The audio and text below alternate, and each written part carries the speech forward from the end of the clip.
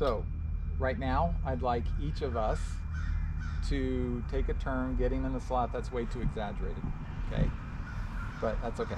I mean, and if you need a reference, you know, maybe you get in here, flush, and then move this foot, maybe your toe to heel, okay? You're flush, maybe get toe to heel, and then adjust and go that way, okay?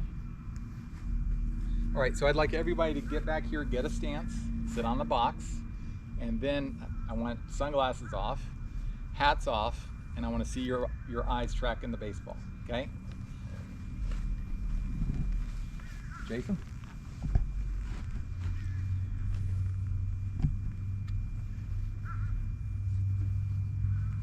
Okay. Keep your head still. Okay, here comes the pitch. Okay, good. All right, next. Get used to that feeling.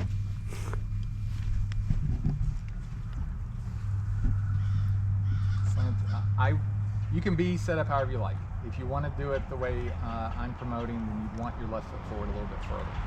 Okay, good. Here we go. Good. Okay, next.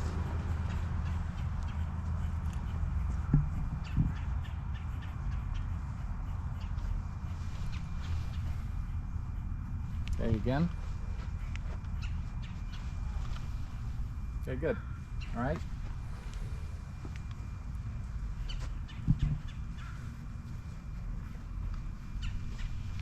Keep your head still. Okay, let's do it again. Keep your head still. Okay, good. Sorry.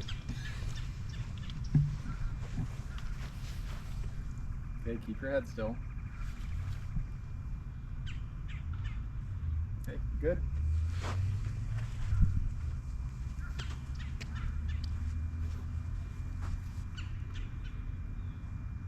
Jim, can you go down further? Yeah. I'd rather your butt be lower and your back be straighter. Gotcha. More Like so. Okay. Okay.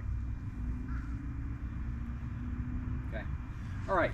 So that was less for me to see you do it and more so you could start feeling what it's like. Okay. Now, as tough as this pitch is for us, this pitch is tougher on a lefty. Okay. So now we're going to talk about eye dominance real quick. Who's left-handed? John and Jim. If your name starts with a J, you're left-handed. Okay, so you're gorgeous. Are you left eye dominant? No, right eye dominant. Okay. Right eye dominant as well. Okay, so that's a little weird because normally whichever your dominant hand is, I assume, maybe I'm just wrong. So I'll have to check into that. But so that right eye dominance really helps us over here, right? We got our left eye who doesn't normally work too hard, but can help us with that depth perception. We're in a great spot because if an eye gets blocked, which one is it? It's our left eye, right? And that clears up when the pitch gets here. So maybe we're tracking the ball 48 feet with this guy, but then in the crucial area, we get both eyes engaged, okay? Well, that's inverted when you're on this side. So now your less dominant eye has to track that ball, and it's much more difficult. This is something you have to consciously work on, keeping both of your eyes engaged when you're tracking the baseball, okay?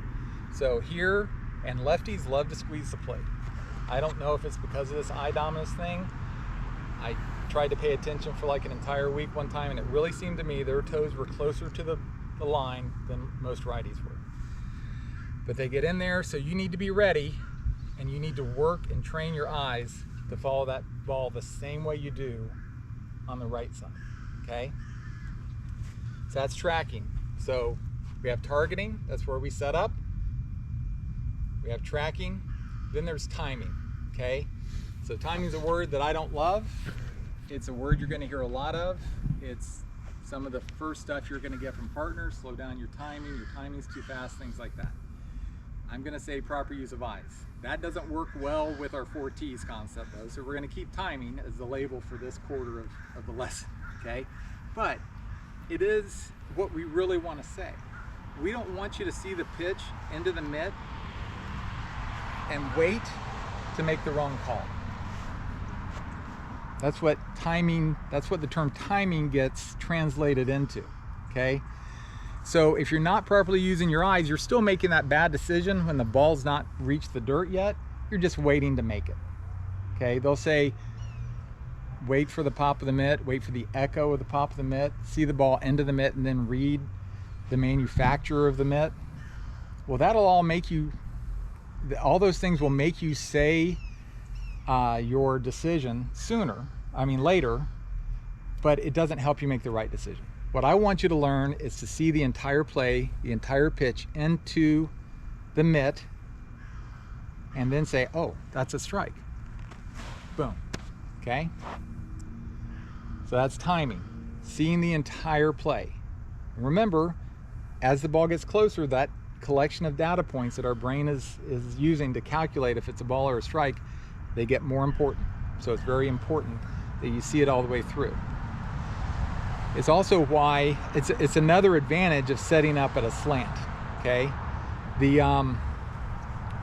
You want your eyes relaxed and in their most effective position during the most important part of the pitch, which is right here.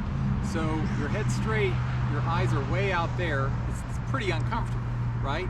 But as it gets closer, as the pitch gets more important, you're in the right spot and your eyes are in a more comfortable position, okay? We want to see it all the way in there, and what I want you to do is try not to make a decision until it's in the mitt, and then pop, that's a strike, boom, okay? Sometimes I'll see a pitch, especially this high outside pitch, I'll see it into the mitt, boom, and I'll use my eyes and I'll go check how tall the batter is. Boom, okay? That little eye movement ensures my timing is good, that I'm properly using my eyes. When I do it all the other times, it gives me credibility when I need that extra split second. I'm not pop, strike, pop, ball, pop, strike. Oh, are you sure? You took longer on that one, okay? If we're seeing the entire pitch, deciding in our brain and then adjudicating, our timing will be consistent if we properly use our eyes, okay? And then the last part, the last T, is troubleshooting, okay?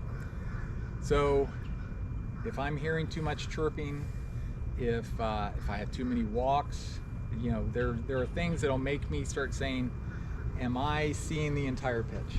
So I'll get in here, okay, I'm not seeing the catcher, I'm not seeing the mitt, whatever it is, you know, I go back, I start with the targeting. Am I in the slot? Am I seeing the release? Am I in a position where I can? If not, what can I do to improve that?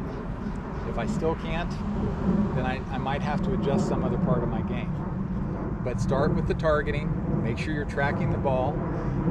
If there's a foul ball, or if there's a ball hit and I don't know where it went, I know my targeting isn't where it needs to be. Because if I'm following that pitch and I see it hit, I should be able to see it hit the bat, right?